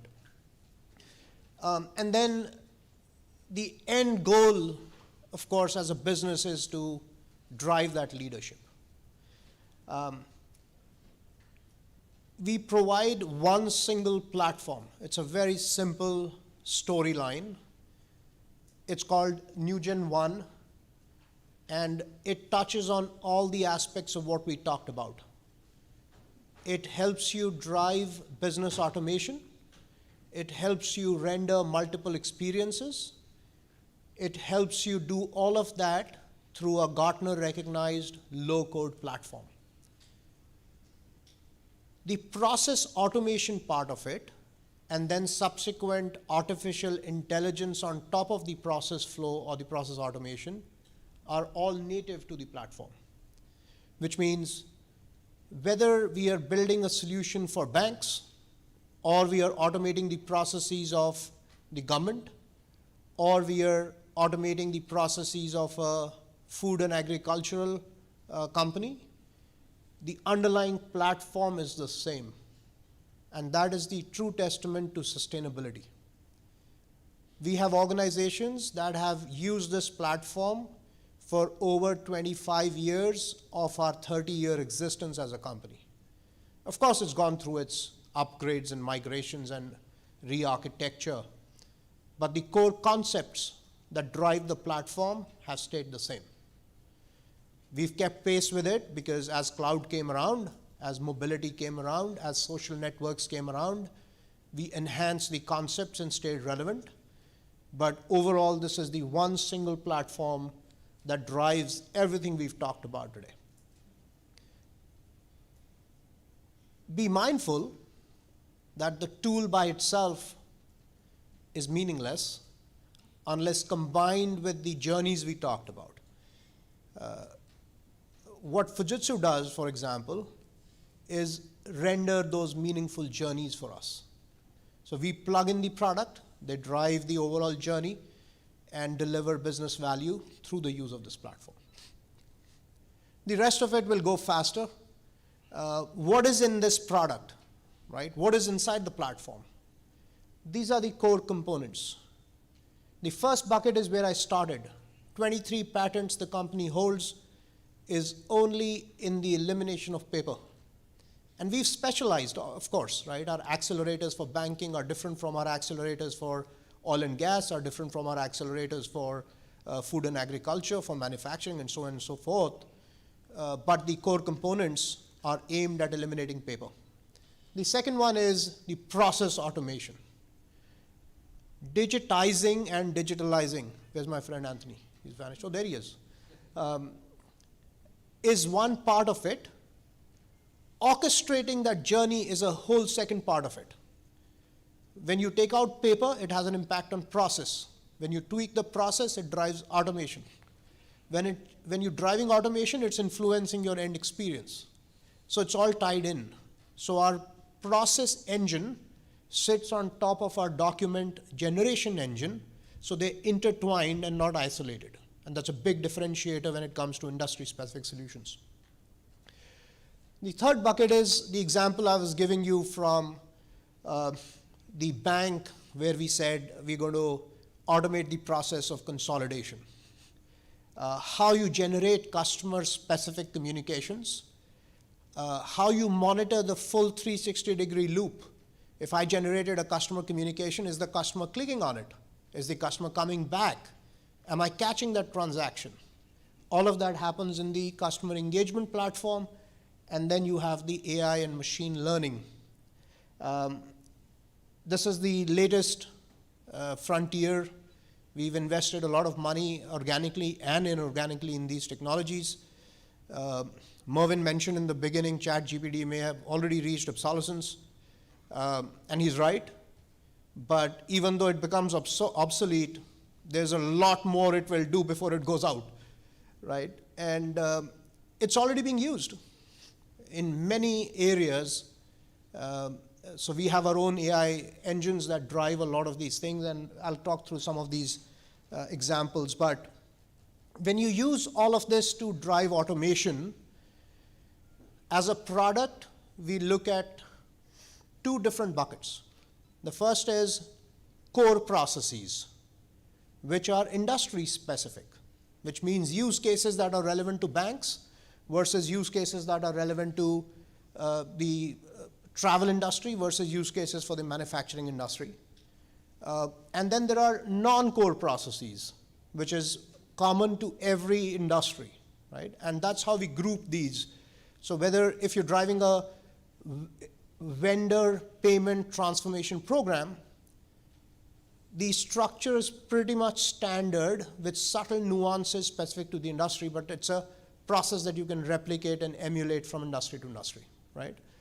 And all of these listings here are available for every industry. So which means when you engage Fujitsu as a bank versus when you engage Fujitsu as a manufacturing company, they bring in their specialized people who worked in those industries for their careers, and those people leverage solutions which we have built for those industries, right? I promised you I'll show you what we call a roadmap. This is a roadmap for the banking industry for lending within banking. How will we evolve the loan origination process? And the examples are enormous, but some of our fintech partners in some geographies are now telling us 3 clicks is all I want the customer to do before I approve them for a consumer loan. If you have a 4th click, the process has failed, right? In some geographies it's doable, in some geographies it is not, simply because of the availability of data, right? So first name, last name, social security, I'm talking about a US example. The system runs 13 checks in the background: identity checked, KYC checked, fraud checked, employment verified, asset income fetched. And then it comes back all within 5 seconds. You've been pre-approved for a loan, right? It's a significant departure from where you'd sit down and fill in a form, fetch through folders, put in that information, and then be told, thank you, we've received your application, right? Is that the end of it? Absolutely not. This is a representation of what we will do as a product to keep enhancing that journey as we go. And these are buckets we've talked about, so I'm not going to bore you with the details, but it essentially shows you a quarterly deployment of functionalities that will improve the lending experience of our customers in banking, right? Let's look at a series of products in the non-core space. So in the non-core buckets, in each of these I brought you some examples. So in the finance and accounting space, we've given these terminologies, but essentially procure to pay, order to cash, record to report, finance and accounting, and some common processes. All of these are based on the same low-code platform that I was talking about, and they've been deployed in multiple industries.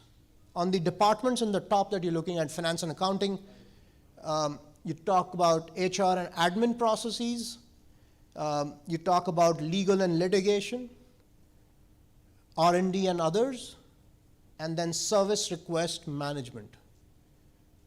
These are all actual, ready-to-go process flows that can be deployed over your existing infrastructure without you having to rip and replace. There was the discussion about money. Everything is possible. We can put you in a spaceship, send you to Mars. Question is time and money, right?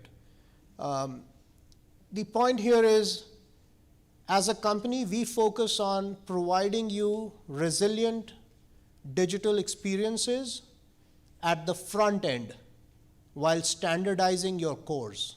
So differentiate at the front, standardize at the core, without having to go down the path of saying, hey, let's take out everything and let's rebuild it, right? How do you extend that? And that's where resiliency comes in. These processes are aimed at helping you achieve that over what you already have. Yeah.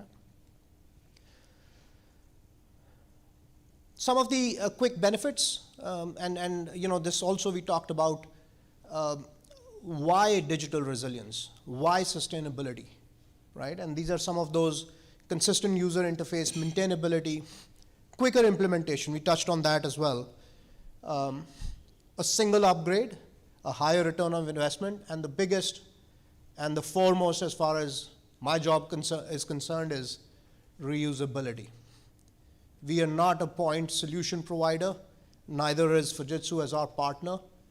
We engage in delivering value over a long term, and we work with our partners to consistently provide that value on an ongoing basis. I brought you 2 case studies very quickly to talk about what are we referring to at the end of the day. This is the largest food and agricultural company in the world. And they deployed some of these processes here that are listed at the bottom. Let me see, this is the pointer, yes it is. They did this in parts. It's not like they started on day one. Automation of purchase orders, automation of your accounts payable departments, processing of reimbursements, all of this in the purchase to pay bucket. They went with MVPs, an agile approach. Every 3 months there was a delivery. Every 3 months there was something coming out, working with one of our partners. And the important outputs of these programs, they had a partner like Fujitsu monitoring these. What are we delivering? In terms of the first pass rate, they targeted a 50% achievement, they hit 60. Again, these are numbers are approximate, right? Don't hold my feet to the fire in terms of the exact precision of these numbers. Processing efficiency is a critical one. How do you measure it? And there's a whole manual under it on how this was monitored, but 50 to 60% in terms of efficiencies. And then the processing time for 62,000 employees, right? That is a huge employee base in terms of managing expectations, right? And when you're able to deliver any average process completion, including the tasks in that process, in under 2 minutes, that was a huge lift from where they came, right? The idea behind showing you the slide is, what is it that we should measure when we embark on these programs? I give you an example of number of clicks. The way Fujitsu runs some of their programs with our customers, in some cases we are also measuring the time to completion. If I'm going through a process in 3 minutes, what did I complete? How far did I get along in the end goal, right? Let me show you another example. This is the world's largest manufacturer of alcohol. And they had a bunch of systems already in there. Their ERP systems, their CRM systems, HR management, etc. And they used our platform together with one of our partners to automate processes in parts. Like I was saying, it's a journey, right? And these are the metrics they were monitoring for their digital journey. Elimination of manual data entry. They were very particular that in our operations floor, we don't want to see anybody in our team looking at paper and entering data on the screen. That has to go away. Whether it means you put in a paper through a scanner, read the scan, extract information, build metadata, drive the process, fine. Accuracy may not be 100%, it's okay, we'll get there over a period of time. But that elimination of manual data entry has to go away. Clean invoices in cases of accounts payable and receivables. The STP part is very important, which means you can have a manual exception management queue, but how can we exceed the 50% threshold of saying first time clean invoices go through a clean process, right? And in their case, being an alcohol manufacturer, they're distributing worldwide. So they have invoices running in the millions, right? The volume is very high. But the concept is the same, right? Whether if you have built an engine that is scalable, if you build an engine that follows those principles, what you pump in through it achieves that end goal. Processing efficiency is one, FTE productivity and FTE optimization. This part was very important to their leadership. And they said, we want to upskill our people. We have people who've spent 20 plus years of their careers with us. It's only fair as an organization that we take responsibility of the time they've spent with us, and how can we get them to do more and feel more vested in our operations. And as we released bandwidth from automating these tasks, they had a consultant running a training and enablement center of excellence for them, where the people were made to pick programs of their choice. They were enabled, trained, and redeployed on newer tasks, right? It's something, goes back to your question, wherein you said, what additionally do you need to do? So that whole culture change and preparing for that forthcoming culture change is very key. Last but not the least, as an example, I'll present to you one product that we have co-innovated and co-developed with Ernst & Young. Ernst & Young is one of the largest auditing firms in the world. May not be directly from Kevin's world, but they partnered with us to solve a very important problem. And that was, most of the companies today are groups. You have a bank, you have a life insurance company, you have a wealth management firm, and I'm taking a financial example for lack of a better understanding of other industries. How do you consolidate the financials of these group companies? It's a daunting task of how you build your books at the end of the year or at the end of the quarter. Everything has a different ERP system. Every company has a different general ledger, and you're consolidating information from all these systems. How do we automate that process? And these were the challenges that we were trying to solve. Every time EY went into a firm to do their accounting, they saw these challenges existed. They partnered with us and said, look, you have a low-code automation platform. Why don't we build a product? And this product called EY Fram is a platform that sits on a variety of systems, helps you consolidate information on a real-time basis without manual intervention.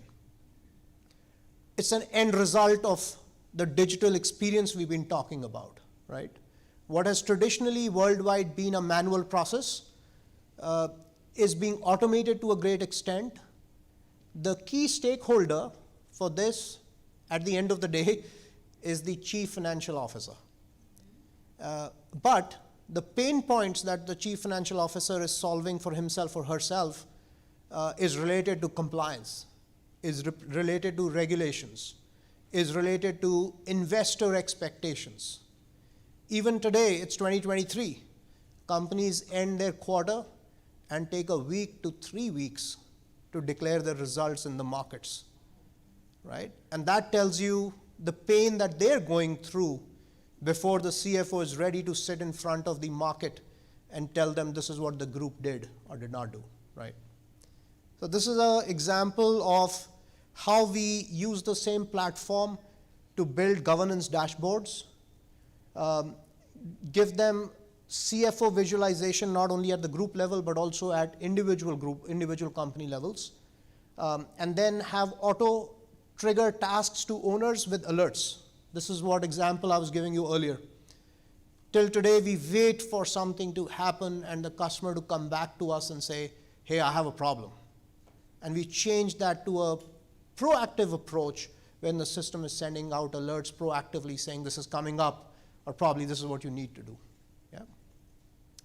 With that, I'll take a pause. Any questions, I'm happy to answer, but just wanted to give you this last view of what do these products mean, right? What is digital, what is resiliency, how you're doing this in a sustainable manner, and we hope we've been able to do that today.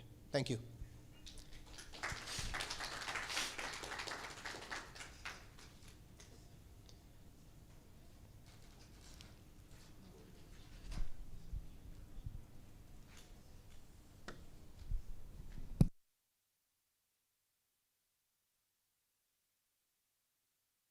Right. I was just double checking. So no questions? Everybody just chill? Okay. I tried. Well, we want to thank everyone for, Sandeep, thanks for doing this presentation, and we want to thank Mervyn and Kevin for sharing insights, customer stories, experiences, their experience, their knowledge as well. And for all of you for coming today and being a part of this with us, as well as the entire Fujitsu team who's been working around the clock, and the new gen team that you can't see, that's also in the background here, working to, make today a reality. I know a lot of you have questions and you do want to get some additional insight. What I would suggest is, Sandeep, if you don't, can you do me a favor, just hit the clicker? There should be, grazie mille. Yeah. Feel free to scan the QR code, and if there's, information you want to take some time to speak with us, you want to set a meeting, you want to set a demo, we love doing demos, we love showing you guys the content, we love understanding and getting more knowledge of, your particular scenarios, and expressing those, understanding your scenarios and showing you use cases of customers who've had a lot of success, right, in overcoming the challenges that you yourself might be facing. So let us know, and then we'll set some time out to share that information with you as well. And so we're gonna stick around for a while. They can't exactly kick us out, not for a while. So feel free, let's mingle at the back a bit. We still have coffee. If you're still hungry, we still have food. And we can enjoy the rest of the morning before everybody else has to jet off. And we have some nice gifts for you at the back, so don't just leave or sneak out the side. Make sure you pass through the front door. We have some nice gifts for you. Appreciation for coming out and spending the morning with us. Thanks everyone, and thanks to the technical team as well. Everything I heard has been pretty smooth on the back end. So yeah. Let's get to chatting a bit. Thanks for everybody. Appreciate your time.